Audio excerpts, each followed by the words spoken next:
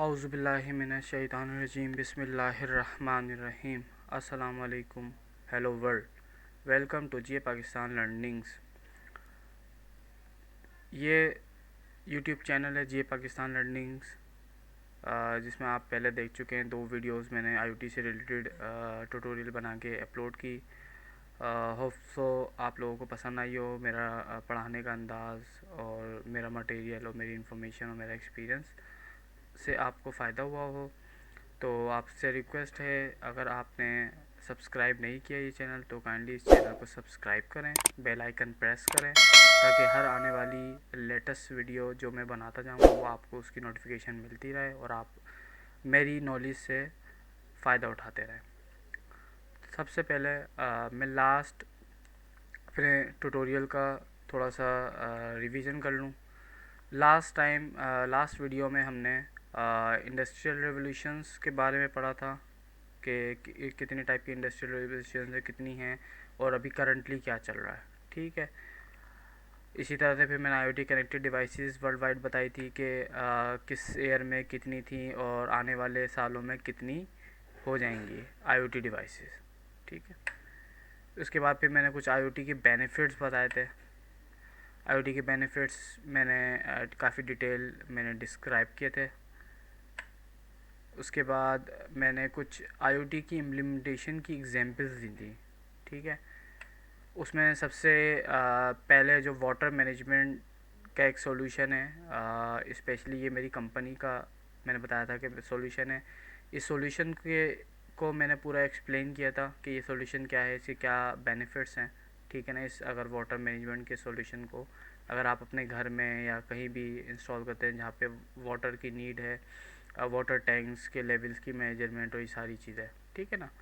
इसको मैंने detail explain किया, इसकी एप्लीकेशन के बारे में मैंने एक्सप्लेन किया था। तो ये लास्ट वीडियो तक का ये हमारा कुछ छोटा सा एक रिवीजन टॉपिक था कि ये टॉपिक्स मैंने पढ़ाए थे। अब जिसने मेरी लास्ट वीडियो नहीं देखी है तो प्लीज़ सबसे पहले जाके वो लास्ट वीडियो देखें, ताकि आपको इस वीडियो में आगे आने वाले जितना भी कंटेंट है, जितना भी ट्यूटोरियल है, वो सब समझ आए। ठीक है। अगर आपने पिछली वीडियो नहीं देखी तो आगे वाली वीडियो में हो सकता है शायद आपको थोड़ी सी परेशानी हो, तो बेहतर है कि आप मेरी लास्ट वीडियो देखें। और अगर आपने फर्स्ट वीडियो भी नहीं देखी, इंट्रोडक्शन टू आईओटी, तो वो भी लाजमी देखें, ताकि आपको समझ आए कि आप पढ़ के आ रहे हैं और क्यों पढ़ रहे हैं। ठीक है ना। और उसके फिर सारे आगे की फ़र्दर जो हमारी नॉलेज है वो इंशाल्लाह आगे चलेगी। अच्छा, अब आज का मेरा जो टॉपिक है वही लास्ट जो टॉपिक था मेरा कंटिन्यू मैं करूँगा। हमारा आईओटी इम्प्लीमेंटेशन की एग्जांपल्स का एक टॉपिक था। ठीक है ना। अच्छा, उसमें मैं एक और एग्जांपल ले, जैसे एक एग्जांपल लास्ट टाइम मैंने दी थी वाटर मैनेजमेंट की। ठीक है। इसी तरह से मैं एक और एग्जांपल लेकर आया हूँ स्मार्ट ऑफिस की। ठीक है ना। स्मार्ट ऑफिस की एक मैं आपको छोटी सी वीडियो ट्यूटोरियल आपको दिखाऊंगा पहले तो। ठीक है। पहले आप वीडियो ट्यूटोरियल देखें, उसमें साथ साथ मैंने एक्सप्लेन भी किया है कि किस तरह से जो है मैंने अपने ऑफिस लिंक थिंग्स के अंदर मैंने जो हमारा पूरा आईओटी का सॉल्यूशन हमने लगाया हुआ अपने ऑफिस को ही ऑटोमेट किया हुआ है कि मल्टीपल रूम्स हैं। एक रूम का मैंने डेमो दिया है कि उसमें हमने सेंसर्स इंस्टॉल किए, ह्यूमन प्रेजेंस सेंसर्स इंस्टॉल किए हुए हैं, लाइट कंट्रोल्स हैं, एसी के कंट्रोल्स हैं, ह्यूमिडिटी टेम्परेचर सेंसर्स हैं, मोशन सेंसर्स। ठीक है। तो पूरा सिस्टम आईओटी का हमने एक पूरा प्रोडक्ट बना के हमने लगाया हुआ है सॉल्यूशन, और उससे हमारा फ़ायदा और इसका एक डेमो कि किस तरह से वो वर्क करता है, तो एक छोटी सी मैंने एक वीडियो बनाई है। तो पहले इस वीडियो को देखें और फिर मैं फर्दर इसको एक्सप्लेन करता हूँ। तो ये वीडियो देखें।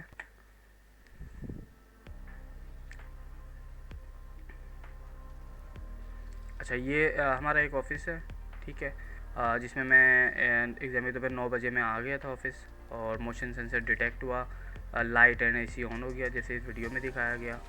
अच्छा, अब ज़ाहिर लंच ब्रेक का टाइम हुआ तो मैंने देखा कि भाई लंच ब्रेक का टाइम मतलब लंच ब्रेक हो गया।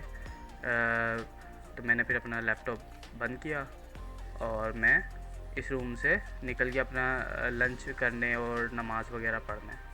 ठीक है। जैसे ही मैं इस रूम से एग्ज़िट हुआ, और इस रूम से एग्ज़िट होते ही उसके 30 सेकंड का क्योंकि हमने टाइमर लगाया हुआ है कि जैसे ही कोई ह्यूमन इस रूम में ना हो, प्रेजेंस ना हो, तो उसके 30 सेकंड बाद ये लाइट्स एंड एसी को ऑफ़ कर दे। ये डैशबोर्ड में डेटा भी आपको दिख रहा है कि डैशबोर्ड में किस तरह से इसको प्रेजेंट किया हुआ है। उसके बाद फिर मैं लंच ब्रेक के बाद आया, ऑलमोस्ट कोई 50-55 मिनट बाद, और जैसे ही मैं रूम के अंदर हुआ, ठीक है, इंटर हुआ, मोशन मेरा डिटेक्ट हुआ, मेरी लाइट ऑन हुई, मेरा एसी ऑन हो गया।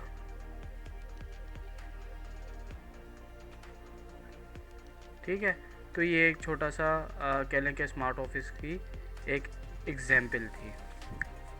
अच्छा, अब ये एक थैंक्स मैंने अपनी कंपनी को किया और मेरे कैमरामैन को। अच्छा, इसके अलावा अब मैं थोड़ा सा इसको एक्सप्लेन करता हूँ डिटेल, इसका फ़ायदा क्या है, स्मार्ट ऑफिस का फ़ायदा क्या है। सबसे पहले तो मैं आपको ये बताऊँ कि जो हमारे एसीज़ है, ठीक है, सबसे ज़्यादा अगर मैं बात करूँ कोई अप्लाइंस है, तो अगर ऑफिस वगैरह में कंप्यूटर लैपटॉप वगैरह से ज़्यादा या लाइट बल्ब से ज़्यादा वो एसी की जो है ना पावर कंजप्शन सबसे ज़्यादा है। ठीक है, अगर एग्जांपल के तौर पे मेरा एक एसी एक रूम का 9 घंटे कंटिन्यूस चलता है। अगर 9 घंटे मेरे अब वर्किंग आवर्स हैं टोटल, तो 9 घंटे मेरे कंटिन्यूस चलता है। और एग्जांपल के तौर पे मेरे उस रूम का एक बिल, एस्टिमेटेड बिल मैं अगर बात करूँ, मेरा कोई 30,000 मेरा 35,000 मेरा एग्जाम्पल के तौर पे टोटल बिल आता है, सिर्फ एक रूम की बात करूँ। क्योंकि ज़ाहिर है मंडे टू सैटरडे या मंडे टू फ्राइडे अगर मैं मतलब ऑफिस है मेरा, और हर दिन में ये 9 घंटे खाली ये एसी चल रहा है, ठीक है ना, और तो मेरा बिल ये बन रहा है 35,000। ठीक है, अच्छा, अब मैं बात करूँ 35,000 ये किस तरह से बन रहा है कि मेरे दिन के अगर मैं सिर्फ मंडे टू फ्राइडे लगाता हूँ, तो मंडे टू फ्राइडे मेरे ऑलमोस्ट बनते हैं 22 डेज़ इंटू डेली 9 घंटे अगर ये चलता है तो 198 आवर्स बनते हैं।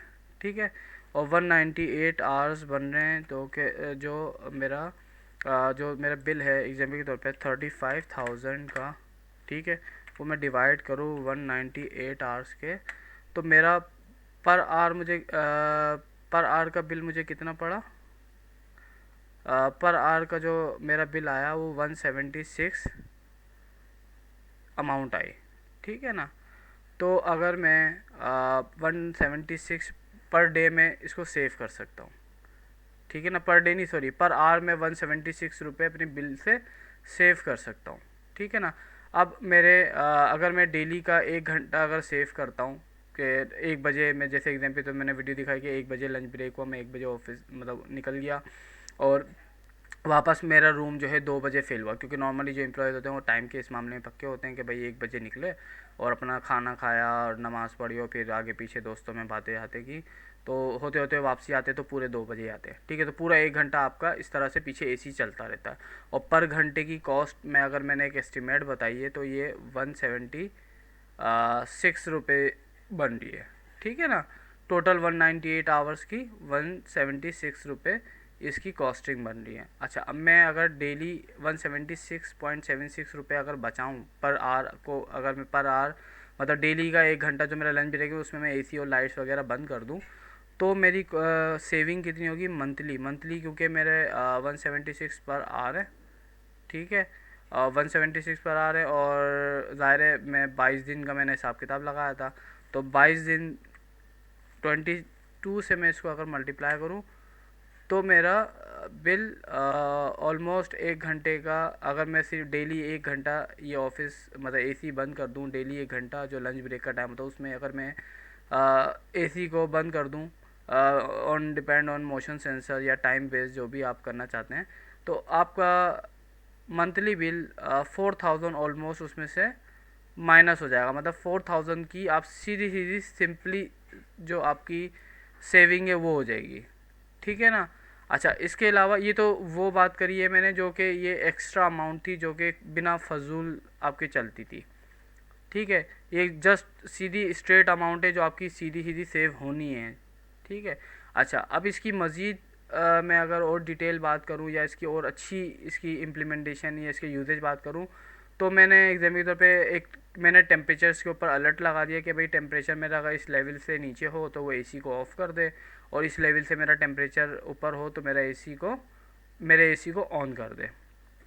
ठीक है ना, अच्छा, अब इससे फ़ायदा क्या होगा? अब इससे फ़ायदा ये होगा कि इससे फ़ायदा ये होगा कि जो मेरे 8 घंटे हैं, ठीक है, दिन के जो 8 घंटे चले, 1 घंटा तो मैंने चलने इस तरह से बचा लिया कि भाई 1 घंटा मैंने लंच आवर में टाइम बेस या मोशन सेंसर बेस या इस पे जो है मैंने बंद करवा दिया, ठीक है। अच्छा, बाकी और मज़ीद सेविंग के लिए मैं इस सिस्टम से, आईओटी के सिस्टम से मैं क्या कर सकता हूँ कि मैं अलर्ट लगा सकता हूँ अपने टेम्परेचर्स के ऊपर कि भाई ज़ाहिर है जब कंटिन्यूस एसी चल रहा है, 4 घंटे कंटिन्यूस चलेगा तो टेम्परेचर जो है आपका लो हो जाएगा, ठीक है ना। लो हो जाएगा तो आप एक लिमिट लगा दो कि भाई इस लिमिट के ऊपर जैसे टेम्परेचर आए तो वो एसी को ऑफ़ कर दे। अब फिर उसके बाद जब एसी का एक टेम्परेचर, मतलब एक टेम्परेचर रूम का जब थोड़ा सा इंक्रीज़ हो जाए, जब फील होने लगे कि भाई हाँ भाई गर्मी लग रही, तो उस टाइम पे वो एसी को ऑन करा दे। तो इस तरह से भी आप इसकी कह लें कि इसकी मैनेजमेंट करके आप जो है अपनी इलेक्ट्रिसिटी की बिल की सेविंग कर सकते हैं, जो सीधी सीधी आपके एसी की वजह से मेजरली आ रही होती है, ठीक है ना। तो पर डे की तो मैंने एक आपको 4,000 रुपये सिंपल सिंपल वो बताइए कि जो कि आपके मतलब फ्री में बच गया 4,000 रुपये मंथली, ठीक है। ये एक रूम की बात हो रही थी।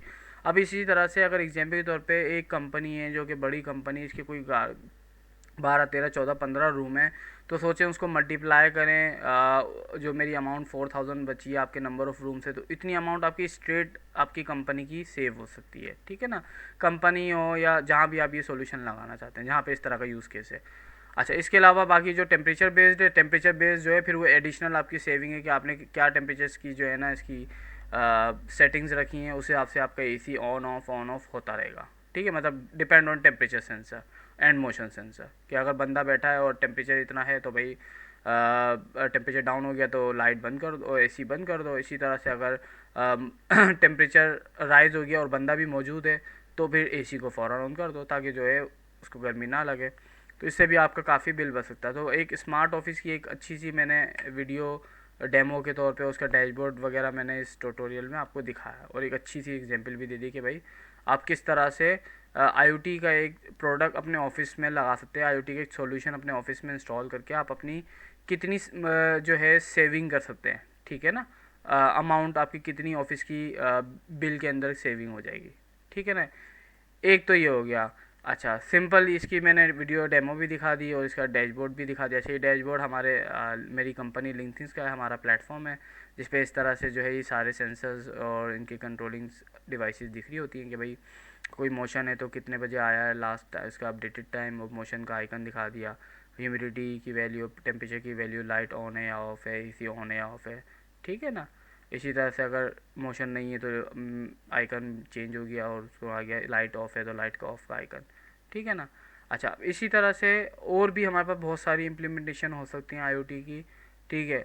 कुछ और एग्जांपल्स मैं बताऊं तो डेटा सेंटर जो है हमारा एक लिंकथिंग्स का एक काफ़ी पावरफुल प्रोडक्ट है, ठीक है। इसमें हमारे पास बहुत सारे क्लाइंट्स हैं, जिसमें हमने डेटा सेंटर का पूरा एक सोल्यूशन बना के लगाया हुआ है, जिससे क्या होता है कि एग्जाम्पल तौर पे कोई एक डेटा सेंटर है, उसके अंदर 4 एसीज़ हैं, ठीक है, 2 स्प्लिट वाले हैं और 2 स्टैंडी वाले जो बड़े एसी होते हैं, और उनकी कुछ मैनेजमेंट इस तरह से होती है कि भाई 12-12 घंटे के पीरियड पे दोनों एसी स्विचिंग होते हैं, ठीक है ना।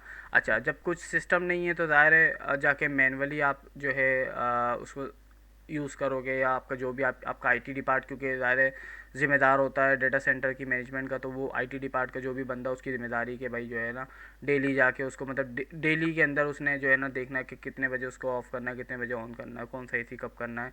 तो इस तरह की पूरी मैनेजमेंट है, ठीक है। अब उसमें थोड़ा सा मसला का आएगा, जो ह्यूमन वाली बात आएगी उसमें, लैग का आएगा कि अगर दिन के टाइम किसी भी टाइम अचानक गर्मी बढ़ती है और टेम्परेचर राइज होता है, ठीक है ना, डेटा सेंटर को ज़्यादा कूलिंग की नीड है, तो उस टाइम पे वो ह्यूमन को पता ही नहीं चलेगा, या तो ह्यूमन वहाँ बैठा रहे डेटा सेंटर, हर घंटे पे आधे घंटे पे चेक करते रहे टेम्परेचर जाके मैनुअली, तो वो उसको मैनेज कर सकता है। अगर वो नहीं देख रहा, वो सिर्फ टाइम पे ही आ रहा है उसको ऑन या ऑफ़ करने, तो उसको पता ही नहीं चलेगा भाई जो है ना आपको चारों एसी ऑन करने थे, आपको 3 एसी ऑन करने थे 4 में से, ठीक है ना।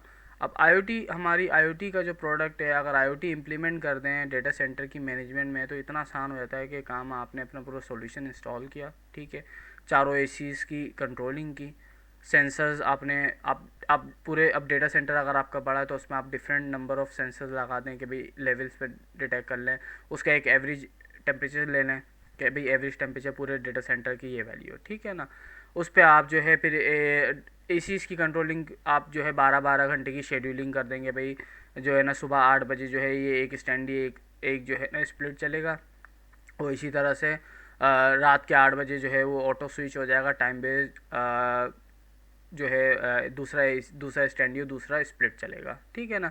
इसी तरह से टेम्परेचर सेंसर मौजूद है उसके अंदर, वो सारी मैनेजमेंट कर देगा कि अगर इनकेस किसी वजह से टेम्परेचर राइज होता है तो वो चारों एसीज़ को ऑन करके उसको कूल डाउन करेगा, ताकि जो आपका टारगेटेड टेम्परेचर है आपके डाटा सेंटर का वो मेंटेन रहे, और फ़ौरन ही जो है जैसे ही फिर वो नॉर्मल टेम्परेचर पे आएगा, अपने नॉर्मल टेम्परेचर, जो बाकी जो एक्स्ट्रा 2 एसी ऑन हुए थे उसको कूल डाउन करने के लिए वो ऑफ हो जाएंगे। इसी तरह से डाउन में अगर बात करूँ, बहुत ज़्यादा सर्दियों में डाउन टेम्परेचर चला जाता है, जब नीड नहीं होती, इतनी ज़्यादा डाउन टेम्परेचर की नीड नहीं होती, तो उसमें हम क्या कर सकते हैं कि उसमें हम चारों जो भी 2 एसीज चल रहे हैं उनको भी हम ऑफ़ करा दें, ठीक है ना। ऑफ़ से क्या होगा कि जो भी टेम्परेचर है वो नॉर्मल वाली कंडीशन पे आएगा, तो क्या होगा कि उस टाइम पे फिर वो एक दोबारा ट्रिगर होगा इवेंट, उसमें भी जो आपके 2 एसी उस टाइम पे चलने चाहिए, रात वाला अगर 8 बजे का बाद का टाइम है तो 2 एसी जो चलने चाहिए वो दोबारा ऑन हो जाएंगे, ठीक है ना।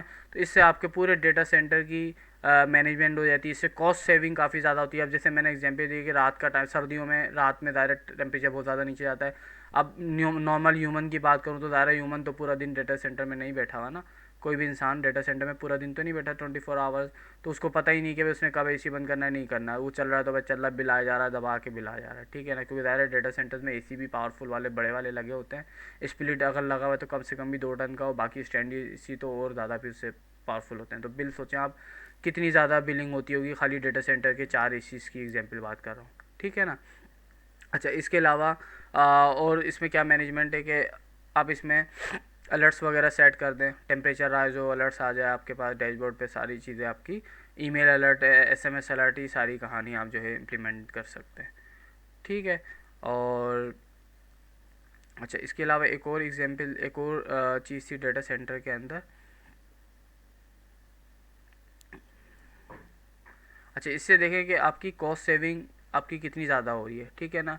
क्योंकि जब हमने ये प्रोडक्ट बनाया था, हमारी कंपनी ने लिंकथिंग्स ने जब प्रोडक्ट बनाया, तो हमने जब ये क्लाइंट साइड पे इंस्टॉल किया, और जो क्लाइंट ने हमें कुछ महीनों का फीडबैक दिया, तो उन्होंने बताया कि 30% 40% जो उनकी बिलिंग है ना, सिर्फ जो एसी की बिलिंग थी वो रिड्यूस हो गई हमारे इस सिस्टम के ज़रिए, ठीक है ना। तो पूरा सिस्टम उसने पूरे उस डेटा सेंटर के एनवायरनमेंट को मॉनिटर किया, उसको मेंटेन किया, और जो उनकी रिक्वायरमेंट के हिसाब से चलता रहा। अब इससे क्या हुआ कि एनालिटिक्स भी हो रही थी, डेटा भी कलेक्ट हो रहा था, तो फ्यूचर में हम उस डेटा को यूज़ करते हुए कुछ ना कुछ इस पर इम्प्लीमेंट कर सकते हैं, जैसे तौर पे परफॉर्मेंस निकाल सकते हैं इसी की, ठीक है ना। वो फर्दर आगे की एप्लीकेशन मतलब मज़ीद जो है फिर एनालिटिक्स वाली बात होती है। तो एक छोटी सी एग्जांपल मैंने डेटा सेंटर की बहुत यूज़फुल जो होती है।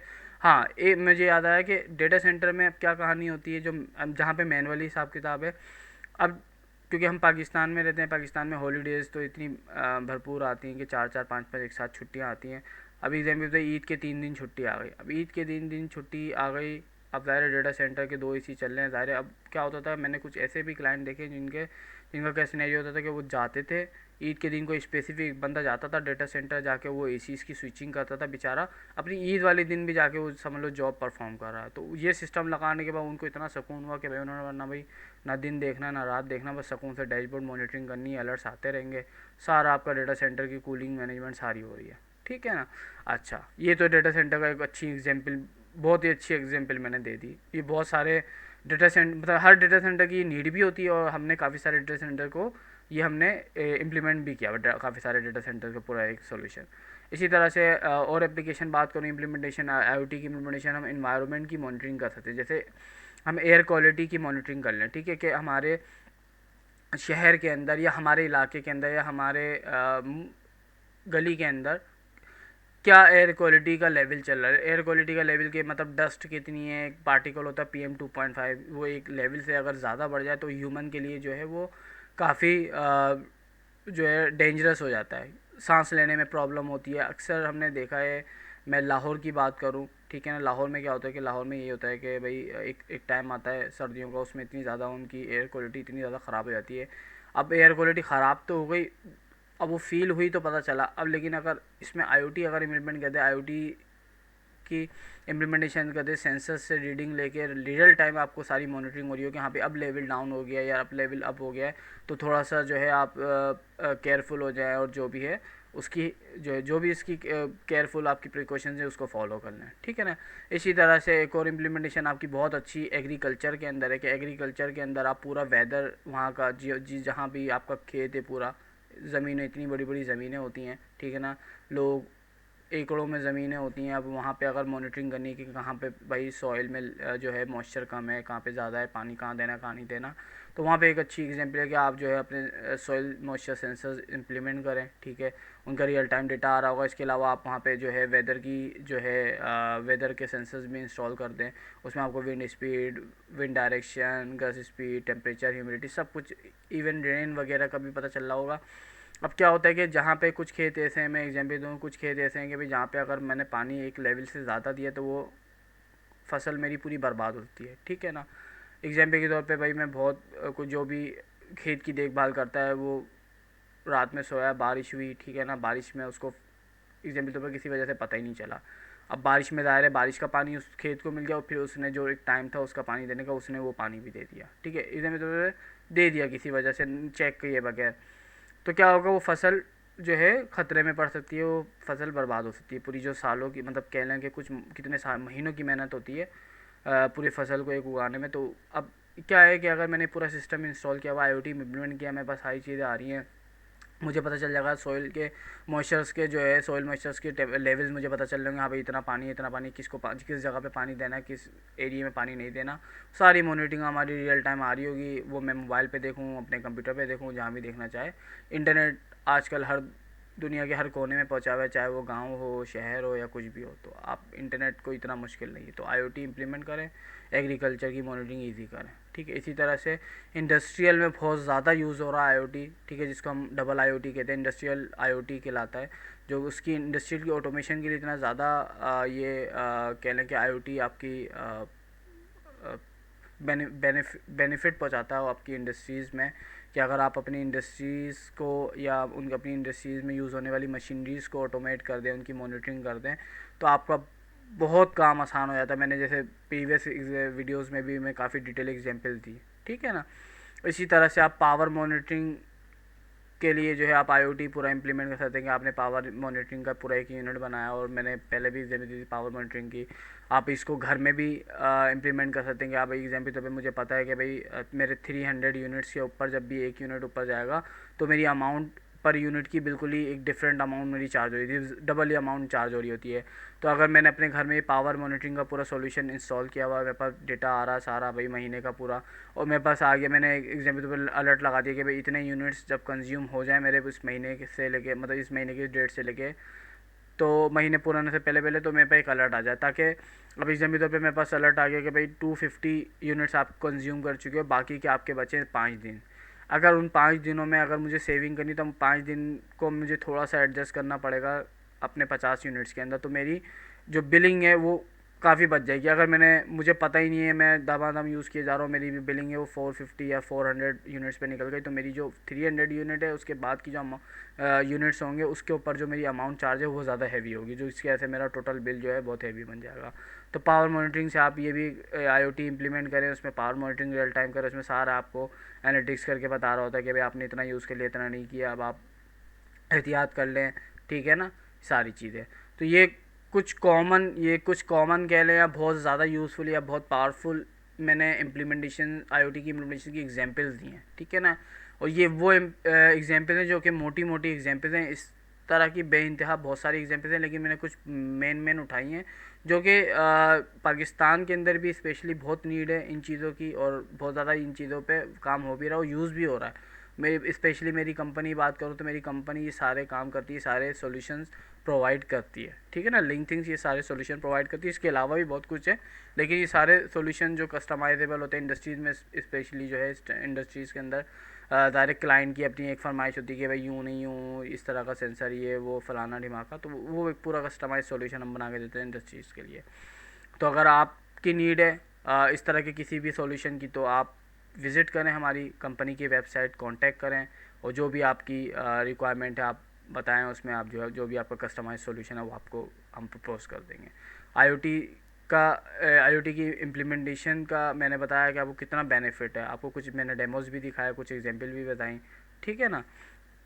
अच्छा, तो ये तो हमारी इम्प्लीमेंटेशन होगा आईओटी की, कुछ एग्जांपल्स मैंने बता दिए, उसमें डेमो भी दिखा दिया कुछ का, और अपनी कंपनी का भी प्रेजेंट कर दिया कि हमारी कंपनी का क्या सॉल्यूशन है, किस तरह से उनका डैशबोर्ड, प्लेटफॉर्म, ऐप, सब चीज़ है, ठीक है ना।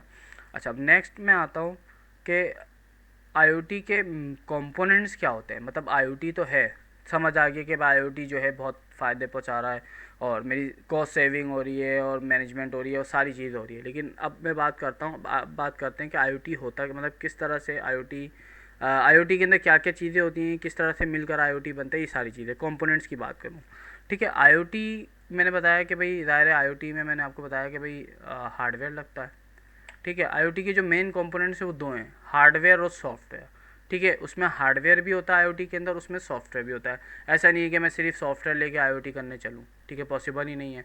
और या ये भी नहीं है कि मैं हार्डवेयर लेके सिर्फ जो है ना आईओटी करने चलूँ, तो फिर वो आईओटी नहीं होगा, सिंपल एक जो 90 से चली आ रही ऑटोमेशन है वो होगी, ठीक है। लेकिन जो आईओटी है वो आपका हार्डवेयर प्लस सॉफ्टवेयर से मिलकर बनता है, ठीक है ना। ये मेन कंपोनेंट है आईओटी के, आईओटी इन दो चीज़ों से मिलकर बनती है।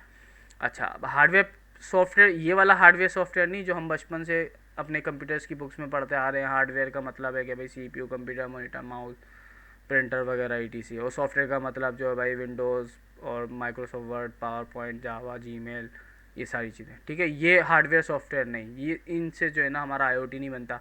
हमारा आईओटी बनता है इन हार्डवेयर सॉफ्टवेयर से, ठीक है। ये हमारे मेन आईओटी के कंपोनेंट्स हैं। मैंने इनको दो हिस्सों में ब्रेक इस तरह से किया कि हार्डवेयर वाला एक पूरा पार्ट है, एक सॉफ्टवेयर वाला पूरा पार्ट है, ठीक है ना। सबसे पहले मैं हार्डवेयर वाले पार्ट की बात करता हूँ। हार्डवेयर वाले पार्ट में मैंने दिखाया कि भाई हार्डवेयर वाले पार्ट में मैंने दिखाया कि भाई मेरे पास एक कोई कंट्रोलर या कोई डिवाइस होती है, ठीक है। उस डिवाइस के अंदर जो है मेरे मल्टीपल सेंसर्स होते हैं, ठीक है। जैसे मैंने एग्जांपल भी दी हुई है, कुछ फ्लो मीटर है, टेम्परेचर सेंसर है, डस्ट सेंसर है जो कि PM2.5 पार्टिकल मॉनिटर करता है एयर क्वालिटी के लिए, मोशन सेंसर है, ठीक है ना। सेंसर होते हैं हार्डवेयर के अंदर। उसके साथ साथ हार्डवेयर में एक और इम्पॉर्टेंट चीज़ होती है फर्मवेयर की प्रोग्रामिंग, ठीक है ना। क्योंकि हार्डवेयर ले लिया, ठीक है, हार्डवेयर एग्जाम्पल पे कोई कंट्रोलर ले लिया, कोई माइक्रो कंट्रोलर ले लिया, ठीक है ना। या मैं बात करूँ कोई माइक्रो प्रोसेसर ले लिया, सबसे फेमस माइक्रो प्रोसेसर की बात कर लूँ जो कि आईओटी है इस तरह की एप्लीकेशन में, रास्पबेरी पाई की बात करूँ, या माइक्रो कंट्रोलर की बात करूँ तो भाई आप आर्डिनो जो है आपने सुना होगा, ठीक है ना। आर्डिनो बहुत कॉमन है, इसी तरह से माइक्रो प्रोसेसर में आपका रास्पबेरी पाई बहुत कॉमन है। तो रास्पबेरी पाई या मैं आर्डिनो की बात करूँ तो ज़ाहिर है आर्डिनो से मैंने हार्डवेयर लेके सारे सेंसर्स तो कनेक्ट कर दिए, तारों से जो है सारी पिंस और सारे सेंसर्स कनेक्ट कर दिए, लेकिन अब वो चलेगा कैसे? वो चलेगा ऐसे जब तक आप उसकी फर्मवेयर की प्रोग्रामिंग नहीं करते, ठीक है ना। तो हार्डवेयर के अंदर हार्डवेयर को चलाएगा कौन? उसका प्रोग्राम, जो कि क्या कहलाता है? फर्मवेयर कहलाता है, ठीक है ना, फर्मवेयर की प्रोग्रामिंग। तो ये जो सबसे सेंटर में मैंने हार्डवेयर के आइकन के नीचे रखा वो मतलब हार्डवेयर के आइकन के नीचे कंट्रोलर, कंट्रोलर के नीचे मैंने रखा है जो आइकन सेंसर्स के बीच में, वो फर्मवेयर की प्रोग्रामिंग है, ठीक है। तो इन हार्डवेयर आईओटी का जो हार्डवेयर है वो इन चीज़ों पे कह लें कि डिपेंडेंट है, सेंसर्स, कंट्रोलर्स या माइक्रो प्रोसेसर, और इसके साथ साथ फर्मवेयर की प्रोग्रामिंग, जो भी अब डिपेंड करता है कि भाई फर्मवेयर की प्रोग्रामिंग में भी बहुत सारी लैंग्वेजेस हो सकती हैं, ठीक है ना। डिपेंड करता है कि आपका जो कंट्रोलर है वो क्या सपोर्ट करता है, ठीक है। आर्डिनो है, अगर आर्डिनो की बात करूं तो आर्डिनो के अंदर जो है आप एम्बेडेड सी के अंदर प्रोग्रामिंग करते हैं, तो एम्बेडेड सी आपको आनी चाहिए, तो आप फर्मवेयर की प्रोग्रामिंग ले सकते हैं। आपने जो है हार्डवेयर मतलब टेम्परेचर सेंसर कनेक्ट किया वायर्ड के थ्रू, और आपने एक जो है आईडी आर्डिनो खोला, उसके अंदर अपना एक प्रोग्राम लिखा कि भाई ये टेम्परेचर सेंसर रीड करो, इसका डेटा जो है मुझे प्रिंट करके फ़िलहाल दिखा दो। तो वो फर्मवेयर आपका कहलाएगा, वो फर्मवेयर आपके कंट्रोलर के अंदर अपलोड होगा, और जैसे ही अपलोड होगा वो रन होगा तो आपके उसकी एक सीरियल मॉनिटरिंग होगी, उस पर आप खोलोगे तो देखो आपको दिख जाएगा कि भाई यहाँ पे टेम्परेचर सेंसर रीड हो रहा है, ठीक है ना। तो ये आपका टोटल हार्डवेयर है। मतलब आईओटी का कह लें कि स्टार्ट जो होता है, अगर आईओटी अगर आपको करनी है, और आईओटी के अंदर सबसे पहला पार्ट है हार्डवेयर। हार्डवेयर होगा तो उसके बाद कहीं जाके सॉफ्टवेयर होगा, ठीक है ना। हार्डवेयर में मैंने बता दिया कि भाई सेंसर्स को आपने कनेक्ट करना है। अच्छा, अब इसमें अच्छा इसमें प्रोग्रामिंग होती है, ठीक है ना। अब ये नहीं कि भाई हार्डवेयर वाला पार्ट जो है कोई सॉफ्टवेयर डेवलपर भी कर सकता है या कंप्यूटर इंजीनियर भी कर सकता है, ठीक है ना, क्योंकि अगर उसको फर्मवेयर की प्रोग्रामिंग आती है, क्योंकि प्रोग्राम है ना, सॉफ्टवेयर है ये भी, तो अगर वो उसको फर्मवेयर की प्रोग्रामिंग आती है तो वो सॉफ्टवेयर डेवलपर वो हार्डवेयर वाले पार्ट के अंदर भी अपना रोल प्ले कर सकता है IoT के अंदर, ठीक है। अब इसी तरह से दूसरा पार्ट आ जाते हैं जो कि हमारा सॉफ्टवेयर होता है, ठीक है। सॉफ्टवेयर का मतलब है कि भाई IoT के अंदर सॉफ्टवेयर का मतलब है कि भाई क्लाउड, इंटरनेट, ठीक है ना। फिर उसके आगे आ जाती हैं आपके कम्युनिकेशन के प्रोटोकॉल, जैसे एग्जाम्पल तौर पे MQTT एक प्रोटोकॉल है कम्युनिकेशन का, जो डेटा एक्सचेंज करने के लिए यूज़ होता है। मतलब कि जो कंट्रोलर्स हैं वो डेटा जो रीड करते हैं सेंसर से, वो डेटा जो इंटरनेट के थ्रू भेज रहे होते हैं वो MQTT प्रोटोकॉल पे मेजरली भेज रहे होते हैं, जो आपका IoT में बहुत ज़्यादा यूज़ होता है, ठीक है ना। IoT की कह लें कि मेजर कम्युनिकेशन प्रोटोकॉल वो MQTT होता है, तो इसलिए मैंने MQTT लिखा। और भी बहुत सारे हैं HTTP वगैरह, लेकिन वो जो डिवाइसेस में जो यूज़ होता है, डिवाइसेस से डेटा भेजने में यूज़ होता है, वो मेजरली MQTT होता है, इसलिए मैंने MQTT का जिक्र किया, ठीक है ना। उसके बाद फिर आपका बैकएंड सर्वर होता है डेटाबेस के साथ, जो कि अभी सारी जो है डेटा की हैंडलिंग कर रहा था। जब डेटा यहाँ से आपका सेंसर से आपके कंट्रोलर से सेंड होता है ओवर MQTT प्रोटोकॉल, तो वो रिसीव हो रहा था आपके बैकएंड सर्वर के ऊपर, और फिर वो सारी प्रोसेसिंग करके वो डेटाबेस के अंदर उनको उनके इवेंट्स को स्टोर कर रहा होता है। और उसके साथ साथ फिर आपकी एक और चीज़ आ जाती है, आपके डैशबोर्ड्स हो गए, आपकी मोबाइल एप्लीकेशंस हो गई, ठीक है ना। जैसे मैंने आपको पिछले और इस वीडियो में भी मैंने एग्जांपल दी, पिछले वीडियो में मैंने मोबाइल एप्लीकेशन की एग्जांपल दी कि किस तरह से उनका डेटा लाइव दिख रहा होता है, किस तरह से डेटा प्रेजेंट कर रहे होते हैं। इसी तरह से डैशबोर्ड मैंने दिखाया इस वीडियो के अंदर के स्मार्ट ऑफिस का डेटा मैंने किस तरह से जो है इस वीडियो के अंदर जो है प्रेजेंट किया, उसके टेम्परेचर का डेटा, ह्यूमिडिटी का डेटा, लाइट का स्टेटस, AC का स्टेटस, ठीक है ना। तो ये मेन कंपोनेंट्स हैं जिनसे आपका IoT मिलके बनता है, ठीक है ना। अच्छा, आप अब आप सोचेंगे कि यार मैं इसमें से क्या काम करूं। देखें, आप जो भी हैं, आप अगर आप इलेक्ट्रॉनिक्स इंजीनियर हैं तब भी आपका इसके अंदर बहुत इंपॉर्टेंट रोल है। आप कोई computer engineer, software developer, software engineer या कंप्यूटर इंजीनियर जो भी हैं, आप कंप्यूटर साइंस किया हुआ या जो भी, तो आप उसमें आप उसके अंदर हार्डवेयर के अंदर भी पार्ट कर सकते हैं और आप अपने सॉफ्टवेयर वाले में पार्ट कर सकते हैं। आपका बेनिफिट है, ठीक है। डिपेंड करता है कि आपके इंटरेस्ट के ऊपर कि आपको क्या इंटरेस्ट है, ठीक है। आपका इंटरेस्ट किस फील्ड के अंदर है, आपको क्या अच्छा लगता है। आपको प्रोग्रामिंग अच्छी लगती है तो आप प्रोग्रामिंग के अंदर आ जाएँ, ठीक है। प्रोग्रामिंग के अंदर भी देखें आप टाइप है कि आप जो है IoT की प्लेटफॉर्म वाली साइड पे प्रोग्रामिंग कर लें या आप जो है कंट्रोलर की प्रोग्रामिंग पे काम कर लें, ठीक है। It's up to you. तो ये कुछ मैंने कंपोनेंट्स को इस तरह से बनाया है कि भाई इसको प्रेजेंट किया है कि भाई ये चीज़ें हैं जिनसे आपका मिलके IoT बनता है, ठीक है। तो अब वो कन्फ्यूजन ख़त्म हो गई भाई IoT के अंदर मैं कहाँ सूट करता हूँ। तब आप देखें कि आप क्या हैं और आपको क्या किस साइड पे आपका इंटरेस्ट अच्छा है, ठीक है ना।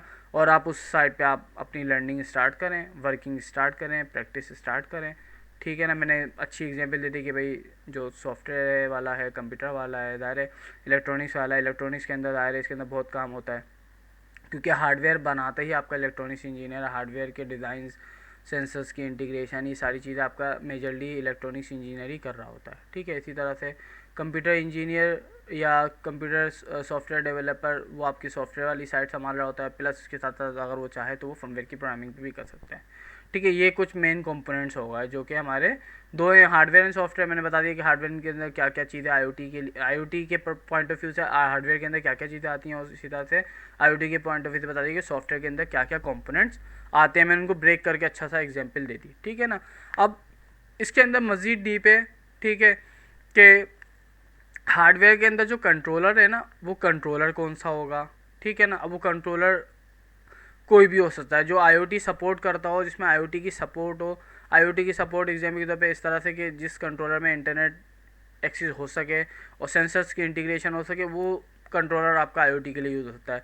आर्डिनो हो गया, इसी तरह से आर्डिनो के बहुत सारे वेरिएंट्स हैं। इसी तरह से फिर ESPs जो हैं आपके कंट्रोलर हैं, ESP 8233 और फिर और बात करें तो अगर माइक्रो प्रोसेसर में बात करें तो रास्पबेरी पाई है, ठीक है ना। रास्पबेरी पाई की अपनी प्रोग्रामिंग होती है, आप उसमें जो है पाइथन में प्रोग्राम करते हैं उसके सेंसर्स की इंटीग्रेशन वगैरह के लिए।